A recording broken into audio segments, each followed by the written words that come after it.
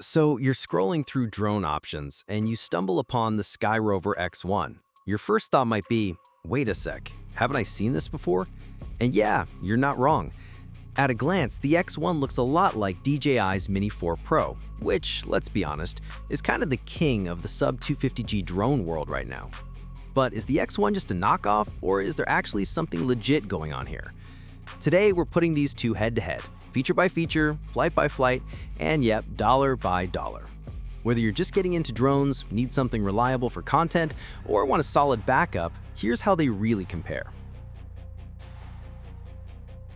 Let's kick things off with the basics, size and build. Both the Skyrover X1 and DJI Mini 4 Pro weigh under 250 grams, which means, in most countries, no registration required. Huge win for travelers and beginners who don't want to mess with paperwork. Now, the X1 is a foldable little guy that feels light but sturdy. It's got forward, rear, and downward sensors for full 360-degree obstacle avoidance. There's also a USB-C port, a micro SD card slot, but no internal storage, unlike the Mini 4 Pro, which gives you 8 GB built in. The Mini 4 Pro sticks with DJI's signature clean design. It also has upward-facing sensors, which give it a slight edge in tight or vertical environments. Everything just feels a bit more polished on DJI's side. Better integration, smoother lines, and cleaner vent placements. The X1 does mix things up a bit with its sensor layout, a different finish on the body, and a unique camera cover. But one key thing, it doesn't support lens attachments or ND filters, which might be a deal breaker for serious creators. Alright, let's talk cameras, because this is where things get spicy. On paper, both drones are packing some serious heat. They use the same size 1.13-inch CMOS sensor with a wide f1.7 aperture. Both can shoot 4K at 60 FPS and even go up to 100 FPS for that sweet slow motion. The X1 also supports a flat color profile, which is great for color grading, and it has a surprisingly decent night mode too. But here's where the X1 flexes a bit. The camera rotates for true vertical video. That means no cropping and full sensor quality for TikTok or Reels. If you're shooting for socials, that's a big win. DJI's Mini 4 Pro matches most of that, but then takes it a bit further.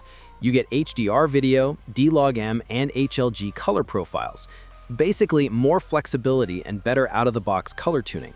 Plus, you can slap on ND filters or polarizers for full creative control, something you just don't get with the X1. Next up, how far can they go, and how well do they stay connected? The X1 uses its own transmission system called Skybridge. It's rated for up to 15 kilometers. Now, you're probably never flying that far, but what matters more is signal strength, and it actually holds up pretty well. DJI, of course, uses OcuSync 4.0, rated up to 20 kilometers. It's known for super low latency, reliable HD live feed, and overall industry-leading performance. Basically, you can trust it to not glitch out mid-flight. The X1 has obstacle sensors on the front, back, and bottom, and they work well in cine and normal modes, not in sport mode. You can set it to either stop or dodge when it detects something. There's also an auto return to home feature when battery gets low or connection drops. DJI steps it up with extra upward sensors and APAS 5.0, their advanced system that not only avoids obstacles, but also reroutes smoothly. The return to home function is smarter and more precise. Plus, they throw in features like cruise control for buttery cinematic movements. DJI stuff just feels more refined, like it's been through more testing. The X1 isn't lacking here. It's got subject tracking with focus track, which includes point of interest, spotlight, and active track, waypoint missions even with KMZ file support, auto panoramas, hyperlapse recording, and gesture controls. And yes, these features actually work, not just cool names in the menu. But DJI? They push it further. Active Track 360, master shots, quick shots, more advanced waypoint settings, and smoother gimbal moves during tracking.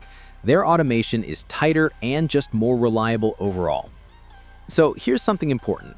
X1 batteries are not compatible with DJI. Not just physically, they're digitally locked too. The charger supports parallel charging for 3 batteries, which is handy, but it doesn't have extra ports for accessories. And if Skyrover disappears in a year or two, finding replacement batteries could be a tough issue, a real problem with short-lived clone brands.